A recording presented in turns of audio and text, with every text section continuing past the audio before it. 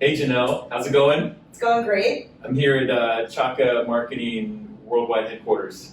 Yeah. Right? And so you and I have known each other a lot of years now, and it's just been awesome to follow you and your career and everything you've been doing. But when I found you, you were already a success. I didn't know the whole story, right? So the neat thing is when I kind of got to know you, I think we went to lunch and I found out how this whole thing started. Yeah. And well, first of all, before you go there, like how big is the company and give us a feel for that size first.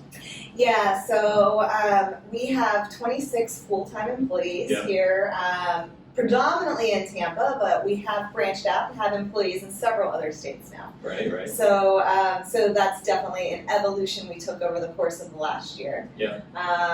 But we manage paid search, paid social, and programmatic display for some of the world's largest brands. Yeah, they're so big you can't even say. You would get in big trouble if you start. Yeah, I mean, I have a few that we have published case studies with and things like that are pretty well-known clients. But we've worked with Experian since about 6 months into me doing the business full time. So that's a long-standing client relationship. We work with Harvard Business Review. Good. Dozens of employees that you built up one by one over the years. And so you're going to be a featured speaker at our conference in August, the last weekend of August 27th, 28th, 29th.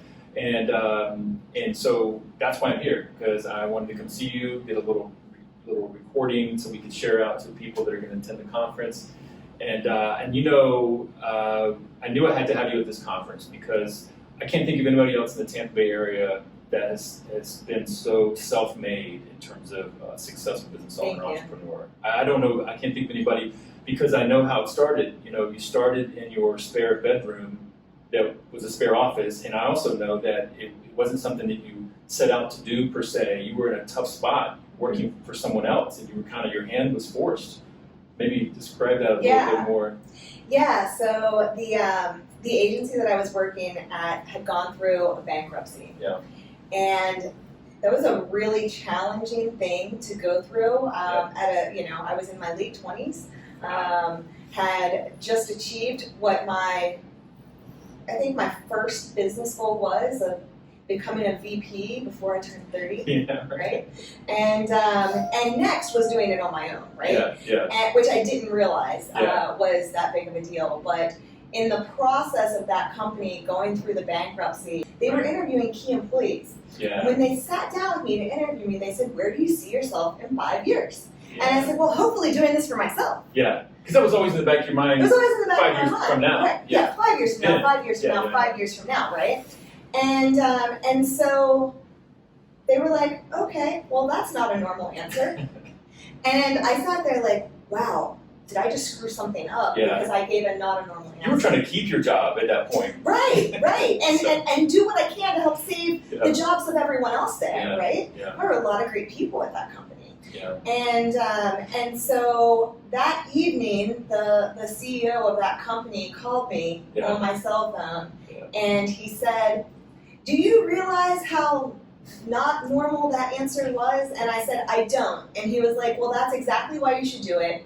And so he was reaching out to me, entrepreneur to aspiring entrepreneur, to tell me that I should do it. Wow. And so he said, "What are you waiting for?" Wow. So this person became an instant mentor. An instant mentor, and it was.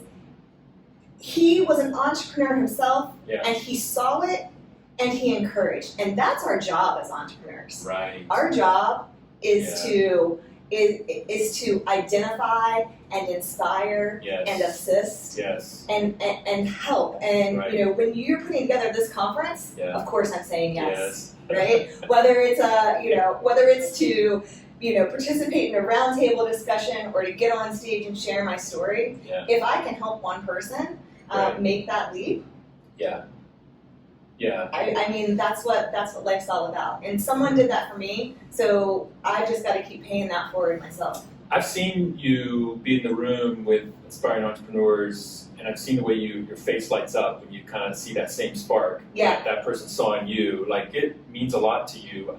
I know you make great money, of course. This is a big success, this company. But I've always sensed with you that like you are doing it for bigger reasons. Like there's not only is there a personal drive for yourself, but like I feel like you really enjoy kind of putting out there that you can do this, people can do this. I feel like that's a vibe I always get. Yeah, I think one thing is about staying positive, right? Yeah. And one of my favorite messages that I like to give to people is that you can talk about adversity all you want. Yeah. Everybody has crappy situations. Some people have worse ones than others, but it's all in how you handle it. Yeah. It's in how you receive it and what you do with it. Yeah.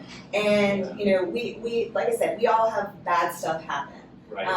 But that's the key is what are you going to do with your situation? Yeah. And how are you going to take that and use it to make your life and the lives around you even better?